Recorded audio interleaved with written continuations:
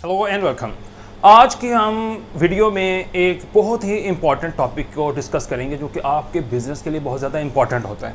आपने ये बात बहुत ज़्यादा सुनी होगी कि बल्कि ऑब्ज़र्व सबसे पहले आपने की होगी कि कंपनीज़ जो हैं उनके हेड ऑफिसेज़ कहीं पर होते हैं, शॉप्स कहीं होती हैं, उनके काम करने वाले बिखरे हुए हैं जगह जगह पर, और कंपनीज़ अर्न कर रही हैं। अब आपको एक बड़ी एग्जांपल आप देखें, पेप्सी की देख लीजिए, कोका कोला की देख लीजिए, ठीक है, पेप्सी की है, कोका कोला की है। अब इसकी एग्जांपल में क्या है, कंपनी कहीं बैठी हुई है, कहने को तो ये अमेरिका की है, लेकिन चलो अगर आप अपने कंट्री के अंदर भी देखें तो उसका हेड ऑफिस एक जगह पर है, और उसने किस तरीके से लोगों को मैनेज किया हुआ है, लोग काम कर रहे हैं और उन्होंने उससे अर्न करना शुरू किया हुआ है। इसी तरह आप यूनिलीवर को देख लीजिए, प्रॉक्टर एंड गैम्बल को देख लीजिए कि किस तरीके से लोगों को मैनेज कर रहे हैं। अब यहाँ पर एक और डिस्कशन आती है कि इन्होंने कौन सा मोड ऑफ कंट्रोल या आपने किस किस्म की मैनेजमेंट इन्होंने यूज़ की हुई, तो फ्रेंचाइजिंग यूज़ की हुई है। फ्रेंचाइज यानी कि कहीं पे वो एजेंसी दे देते हैं, फ्रेंचाइज अपनी दे देते हैं, लेकिन उस फ्रेंचाइज को कंट्रोल करने के लिए भी बंदे रखे हुए हैं, खुद मालिक आकर यहाँ पर काम नहीं कर रहा। इसी तरह एग्जाम्पल आप ले लीजिए अपनी यहाँ पर बेकरी शॉप्स की। चलो ये तो एक बड़ी एग्जांपल है, मल्टीनेशनल कंपनी ने फ्रेंचाइजेस दी हुई हैं, लेकिन कई जगह पर ऐसे हैं उन्होंने फ्रेंचाइजेस नहीं दी हुई, कंपनी खुद ऑन कर रही है कई बेकरी आउटलेट्स को वो मैनेज कर रही है। इसी तरह कई ये मैकडोनल्ड्स के जो हैं, KFC के या अदर फास्ट फूड चेन्स हैं, ये क्या कर रहे हैं, एक नहीं दो नहीं पता नहीं कितने ज़्यादा उन्होंने ब्रांचेस बना ली हैं। हम जब बिज़नेस करने लगते हैं हमें यहाँ सबसे बड़ा प्रॉब्लम यहीं पर होता है।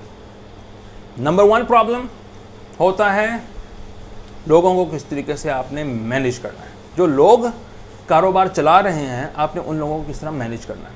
इसके अलावा एक और भी होता है, उसको बाद में बयान करेंगे अगले एपिसोड के अंदर। लोगों को कैसे आपने डील करना है, तो इन कंपनीज ने कैसे डील किया। इन कंपनीज ने डील किया है सबसे पहले अपना जो ब्रांड है उसको एक बहुत बड़े दर्जे में बनाया है। इन्होंने लोगों को बताया है कि हमारा एक ब्रांड बहुत बड़ा है और लोग उसके अंदर काम करने में इज्जत महसूस करते हैं, लोगों को बताने में इज्जत महसूस करते हैं कि हम फलां जगह पे काम करते हैं, ठीक है। तो ये एक बहुत बड़ी उनकी कामयाबी की सीक्रेट है।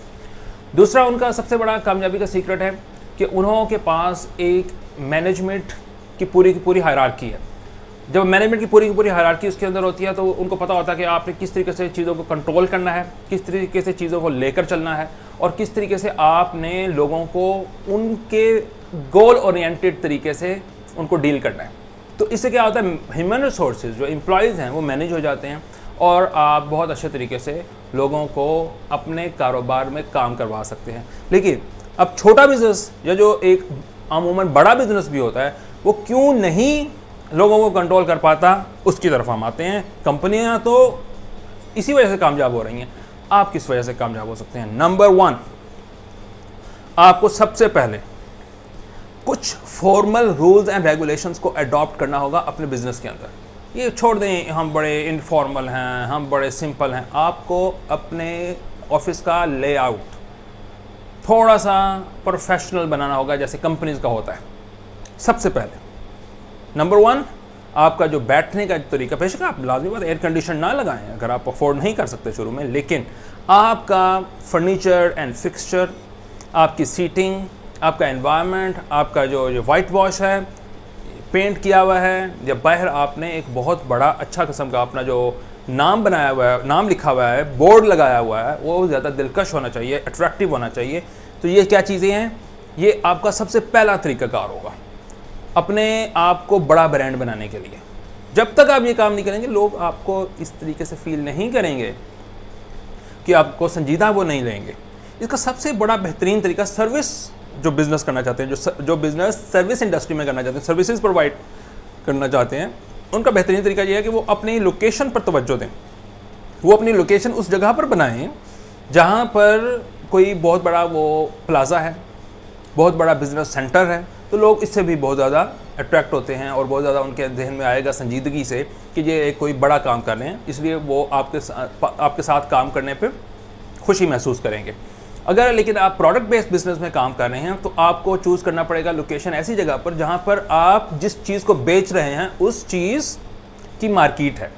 ठीक है, ये मैं ट्रेडिशनल बिजनेसेस की बात कर रहा हूँ। तो सबसे पहला तरीकाकार जिससे आप लोगों को डील कर सकते हैं, उसका जो सबसे पहला तरीका है वो ये है कि अपने जो ऑफिस का जो अंदर का एनवायरनमेंट है उसको बहुत अच्छा रखें, और ऑफिस की लोकेशन कि वो ऑफिस लोकेट कहाँ कर रहा है उसको आप सामने रखें।